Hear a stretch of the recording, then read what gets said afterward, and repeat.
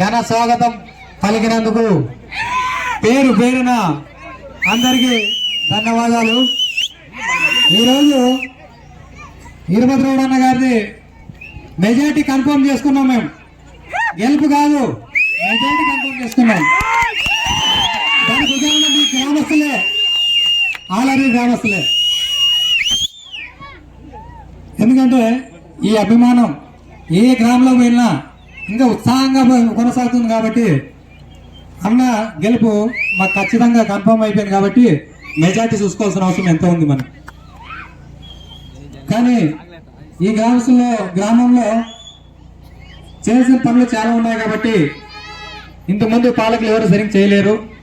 మరి 25 ఏళ్ళ నుంచి మన పార్టీ ఇక్కడ గెలవలేదు.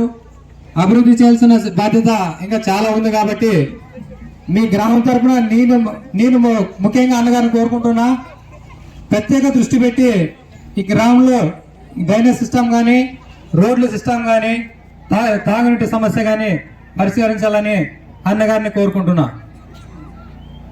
అదేవిధంగా ఇక్కడ మన నర్సప్పన్న గారు కానీ, సర్పంచ్ కానీ ప్రత్యేక దృష్టి పెట్టి ఇక్కడ డెవలప్మెంట్ మాత్రమే మేము పని చేస్తాం అని ముందుకు వచ్చినందుకు వాళ్ళు కూడా పేరు పేరున ధన్యవాదాలు జరుపుకుంటున్నా. ఈ అవకాశం ఇచ్చిన ఆలూరు గ్రామస్తులందరికీ మరోసారి ధన్యవాదాలు. అన్న నర్సప్ప అన్నగారిని మాట్లాడాల్సిందిగా కోరుతున్నా.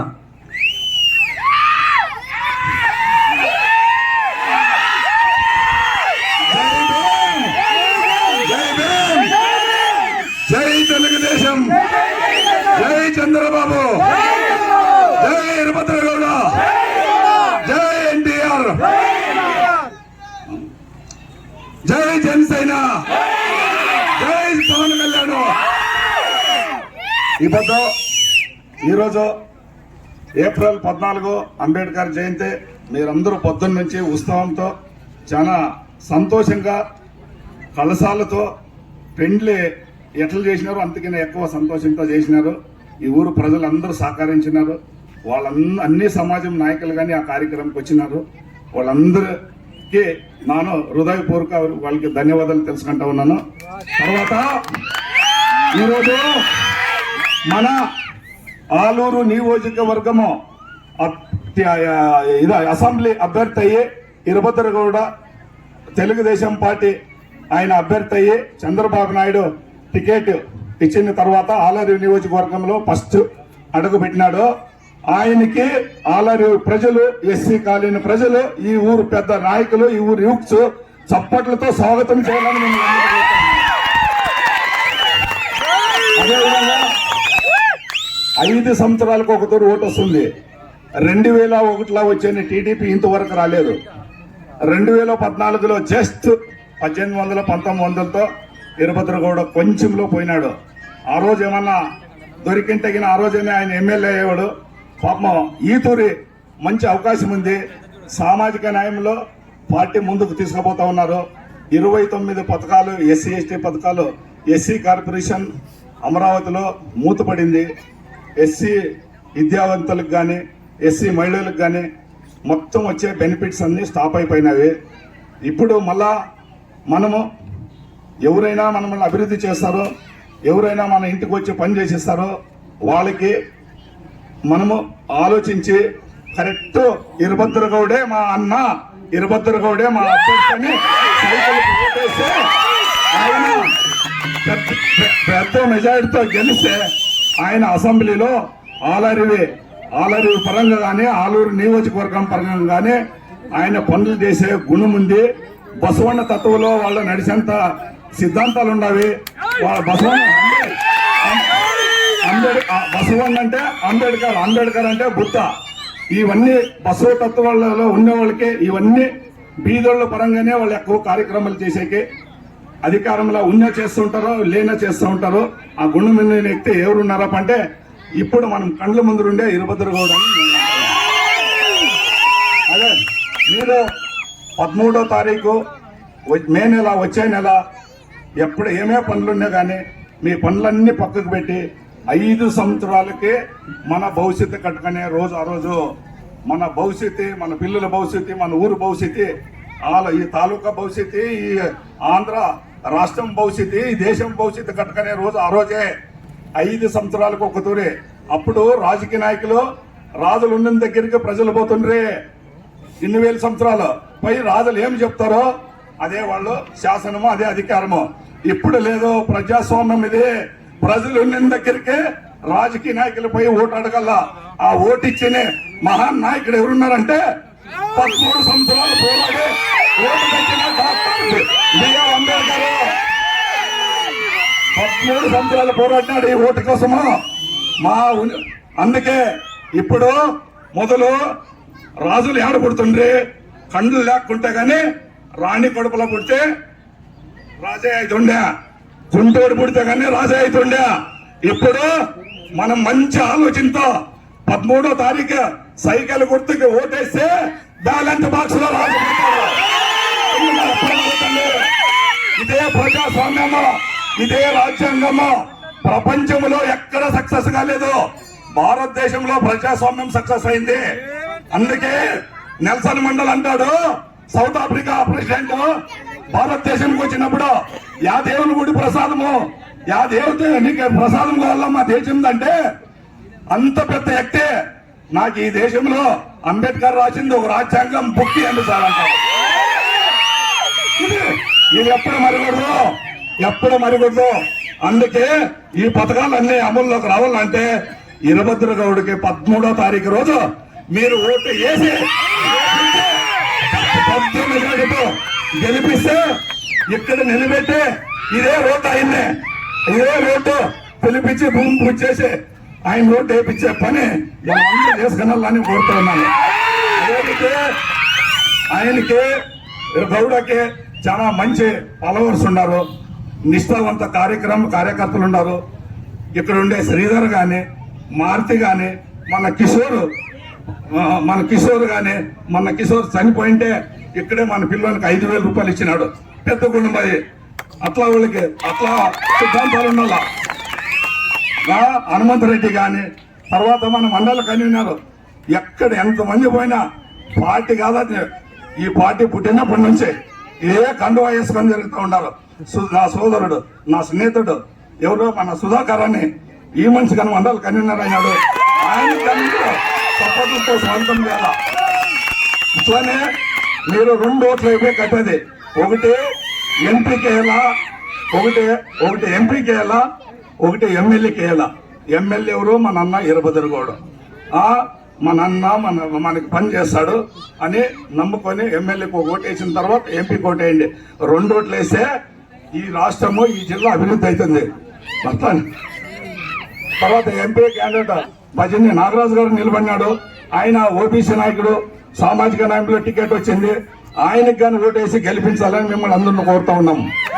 అదేవిధంగా ఇలా పేర్లు ఇక్కడ పెద్ద మనుషులు ఈ కాలేని పెద్ద రాంభీమా పసిన్నాయని కానీ, దేవేంద్రరావు చిన్నాయని కానీ, తాళూరు హనుమంత పసిన్నాయని కానీ, కోడ్లు నర్సప్ప కానీ, మా గాదిలింగప్ప మామ కానీ, ఆజప్పన్న కానీ, రామదాస్ మామ కానీ, వీళ్ళందరూ పెద్ద మనిషి, మన నాగరాజు కానీ, మా స్నేహితులు వీళ్ళందరూ ఏమున్నారు కదా, మన శరణయ్యన్న కానీ, తర్వాత మొత్తం మా ఏంటుండే టీము, మా సర్పంచ్ మీకు తెలుసు. మా సర్పంచ్ అయినా మీ సర్పంచ్, మీ కన్నులో ఉండే సర్పంచ్, మా కుటుంబాలు ప్రతి ఒక్కటి మీరు భార్య పిల్లలను నడుస్తాడు కానీ ఈ ఊరు నెడు అట్లా అభిమానం పెట్టుకున్నాడు. ఏం చేస్తారో మీ చేయిలో పెట్టినాము.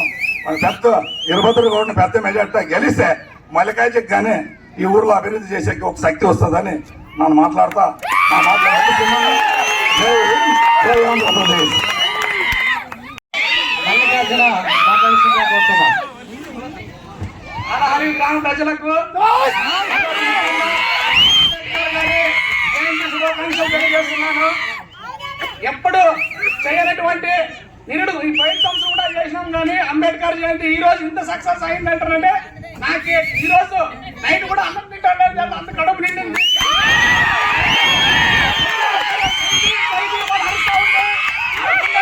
ఆనందం రైలు పరిగెత్తినట్లు పరిగెడతా ఉంది. ఇంకోటి ముఖ్యమైన విషయం ఏంటంటే ఈ రోజు మన వీరభద్ర గౌడ్ సార్ గారు పోయిన ఎలక్షన్ లో జస్ట్ 1800 1900 ఓట్లతోనే తేడాతో ఓటమి పాలవుతారు. అయినా కూడా అప్పటి అభివృద్ధి మన మెయిన్ బజార్ లో సీసీ రోడ్ వేయించిందంటే ఆయన గవర్నమెంట్ లోనే. గవర్నమెంట్ లోనే ఏ ఊర్లోనైనా కానీ ఒక 200 మీటర్లు రోడ్డు వేసినారా నేను అడుగుతా ఉన్నాను. దయచేసి గ్రామ ప్రజలు కూడా నా బాధను అర్థం చేసుకొని మీ సహకారం పైన గవర్నమెంట్ ఉంటే నేను కూడా మీకు సహకరించి మంచి పనులు చేస్తానని మనస్ఫూర్తిగా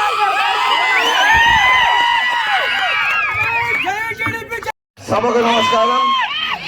సభ అధ్యక్ష వహించిన మండల కన్వీనర్ సుధాకర్ గారికి, అలాగే వేదిక మీద ఉన్న సర్పంచ్ మల్లికార్జున గారికి, మరి వాళ్ళ తండ్రి నరసప్ప గారికి, అదేవిధంగా వేదిక మీద ఉన్న నాయకులకు, గ్రామ నాయకులకు, గ్రామ పెద్దలకు, మరి ఈరోజు ముఖ్యంగా ఇక్కడ ఎస్సీ కాలనీలో ఘనంగా స్వాగతించిన ప్రతి ఒక్క ఎస్సీ బాంధవులకు పేరు పేరున శిరస్సు వంచి నమస్కరిస్తూ, ఈరోజు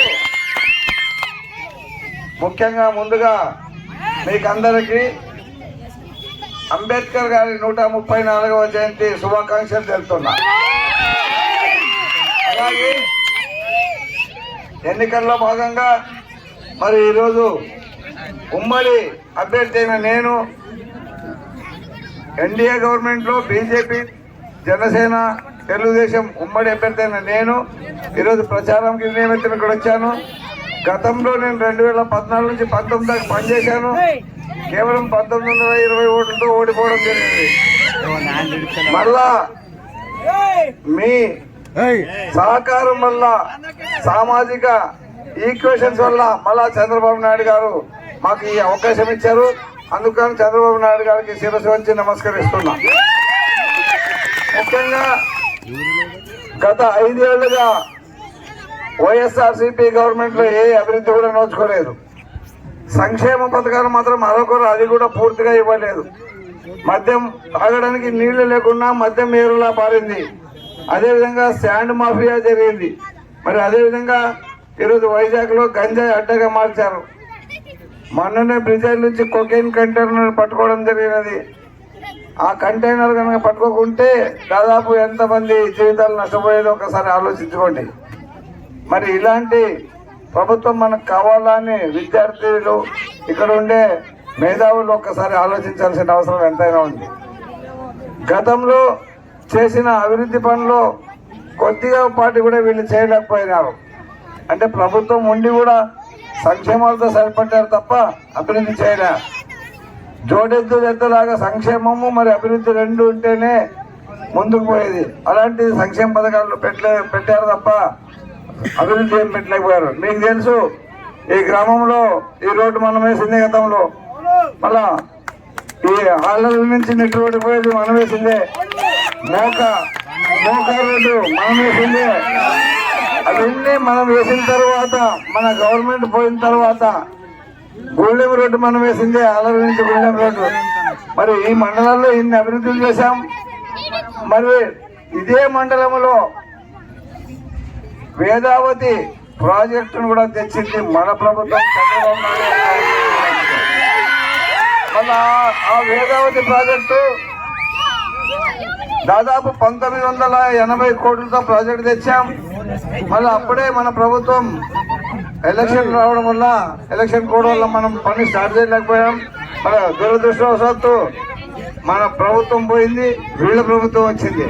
మళ్ళీ వైఎస్ఆర్సీపీ గవర్నమెంట్ లో ఆ ప్రభుత్వంలో పనులు ఎంతవరకు జరిగాయి? 1980 కోట్లకి కేవలం 120 కోట్ల పనులు చేస్తే కాంట్రాక్టర్కి 16 కోట్లు మాత్రమే ఇచ్చారు. మరి ఎవరైనా పని చేసినా డబ్బులు ఇస్తేనే పని చేస్తారు. డబ్బులు ఇవ్వకుంటే ఎవరు పని చేస్తారు? వాళ్ళు మూల సర్దుకుని వెళ్ళిపోవడం జరిగింది. ప్రాజెక్టు వెనక్కిపోయింది. కాకపోతే ఆ ప్రాజెక్టు కనుక చేయించుకుంటే మనము దాదాపు 1,00,000 ఎకరాలకి నీళ్ళు ఇవ్వగలుగుతాం. ఒక్కసారి ఆలోచించుకోండి. ఇక్కడ అందరిలో రైతులే ఉండేది. మనమంతా వర్షాభావం మీద ఆధారపడిన వాళ్ళమే. కొంతవరకు బాపురం ఏరియాలో ఎల్ఎల్సీ కెనాల్ ఉంది, ఇంకా మిగతా అంతా లేదు. కాబట్టి ఆ ప్రాజెక్టు కనుక చేసుకుంటే మనకు వలస వెళ్ళే పరిస్థితి ఉండదు. మనమే వలస నుంచి లేబర్ని తెచ్చుకోవడం జరుగుతుంది. మరి ఇలాంటి పరిస్థితుల్లో మనమందరూ కూడా దేనికి ఎవరికి ఓటేస్తే అభివృద్ధి చెందుతుంది, ఎవరు ప్రజా నాయకుడైతే బాగుంటుంది, ఎవరు ముఖ్యమంత్రి అయితే బాగుంటుంది అనేది కూడా మీరు అందరూ ఆలోచించేయాలి. ఈరోజు మనం కూడా సంక్షేమ పథకాలు సూపర్ 6 అని పెట్టాం. దాదాపు 20 లక్షల మందికి మన ప్రభుత్వంగానే ఉద్యోగ అవకాశాలు కల్పిస్తాం. ఒకవేళ ఉద్యోగాలు అందరికీ రాకపోతే నెలకు 3,000 నిరుద్యోగ వృత్తి కూడా ఇస్తాం. అదేవిధంగా ప్రతి ఇంట్లో చదువుకునే వాళ్ళు ఒక విద్యార్థికి 15,000 రూపాయలు నెలకి ఇస్తాం, సంవత్సరంకి ఇస్తాం. అదేవిధంగా ఎంతమంది ఉంటే అంతమంది కూడా ఇస్తాం. అదేవిధంగా మహిళలకు 18 ఏళ్ళు నిండిన తర్వాత 50 ఏళ్ల లోపల వరకు ప్రతి మహిళలు కూడా నెలకు 1,500 రూపాయలు ఇస్తున్నాం. అదేవిధంగా గతంలో మనం దీపం పథకం అని గ్యాస్ ఇచ్చేవాళ్ళం, అది కూడా జగన్మోహన్ రెడ్డి ప్రభుత్వం రద్దు చేసింది. మళ్ళా మనం అదే పథకం తీసుకొచ్చి ఉచితంగా 3 గ్యాసులు ఇవ్వబోతున్నాం. అదేవిధంగా పెన్షన్ 4,000 పెంచబోతున్నాం. అదేవిధంగా మహిళలకు కూడా రక్షణ కల్పిస్తాం. అదేవిధంగా మహిళలకు ఉచిత బస్ సౌకర్యం కల్పిస్తున్నాం. మరి ఇవన్నీ కల్పిస్తూ ఈరోజు వికలాంగులకు 3,000 పెన్షన్ ఇస్తున్నారు. మన ప్రభుత్వం రాగానే 6,000 పెన్షన్ ఇస్తామని కూడా గంటాపరంగా మీకు చెప్తున్నాం. ఎందుకంటే మన కేవలము ఎస్సీలకి దాదాపు 27 పథకాలు రద్దు చేసిన గనుడు ఎవరంటే జగన్మోహన్ రెడ్డి. మీకు అందరికీ తెలుసు, ఎస్సీల మీద దాదాపు 6,000 కేసులు పెట్టారు, 180 మందిని శిక్షించారు. ఒక ఎస్సీని అయితే చంపి కారులో డోర్ డెలివరీ ఇచ్చారు. మరి ఎంతవరకు ఈ ప్రభుత్వం దౌర్జన్యం చేస్తుంది? ఇవన్నీ దృష్టిలో ఉంచుకొని ఆంధ్రప్రదేశ్ భవిష్యత్తు, రాష్ట్ర భవిష్యత్తు ఆలోచిస్తూ చంద్రబాబు నాయుడు గారు మరి ఎన్డీఏ కూటమిలో భాగంగా అటు నరేంద్ర మోడీ, ఇటు జనసేన, టీడీపీ 3 కలిసి ముందుకెళ్తున్నా కనుక మీకు అందరికీ నేను కోరేది మీరు వాడాలా. ఎటువంటి వచ్చారు ఇప్పుడు మనం అభివృద్ధి చేస్తాం, కానీ మన గవర్నమెంట్ వచ్చి ఇక్కడ ఎమ్మెల్యే గెలవకపోతే మనం కూడా అభివృద్ధిలో వెనకబడిపోతాం. కనుక దయచేసి 25 ఏళ్లుగా ఇక్కడ టీడీపీ గెలవలేదు, ఒక్కసారి మనసు మార్చుకుని నాకు ఓటేసి చూపిస్తే అభివృద్ధి ఏమనేది నేను ఒక్క ఇన్ఛార్జ్ ఉంటే ఇంత అభివృద్ధి చేశాను, ఒక ఎమ్మెల్యే ఉంటే అసెంబ్లీలో కళం ఎత్తి మా కోరికలని మీ కోరికలని చేస్తాను చెప్తున్నాను. కనుక దయచేసి ఇప్పుడు సామాజిక వర్గాల్లోనే అందరికీ చంద్రబాబు నాయుడు కర్నూలు పార్లమెంట్ నియోజకవర్గాల్లో టికెట్లు ఇచ్చారు. అందులో భాగంగా కురువ సామాజిక వర్గానికి ఎంపీ ఇచ్చారు, వైశ్యాస్కి కర్నూలు ఇచ్చారు, అదేవిధంగా ఎస్సీలకి కోడుమూరు ఇచ్చారు, అదేవిధంగా పత్తికొండ ఈడిగ సామాజిక వర్గానికి ఇచ్చారు, ఎమ్మెన్నూరు రెడ్డి సామాజిక వర్గానికి ఇచ్చారు, మరి వాల్మీకిలకి మంత్రాలయ సామాజిక వర్గం ఇచ్చారు, వీరశైవ లింగాయత్కు ఆలూరు సామాజిక వర్గాన్ని ఇచ్చారు. మరి ఈ జనతంగా చంద్రబాబు నాయుడు గారు నేను చెప్తున్నాను, ఈరోజు మీరు అసెంబ్లీ పంపే బాధ్యత మీది. ఆలూరు రూపురేఖలు మార్పి ఆలూరు డెవలప్మెంట్ చేసి 5 ఏళ్ళలో చూపించే బాధ్యత మీది.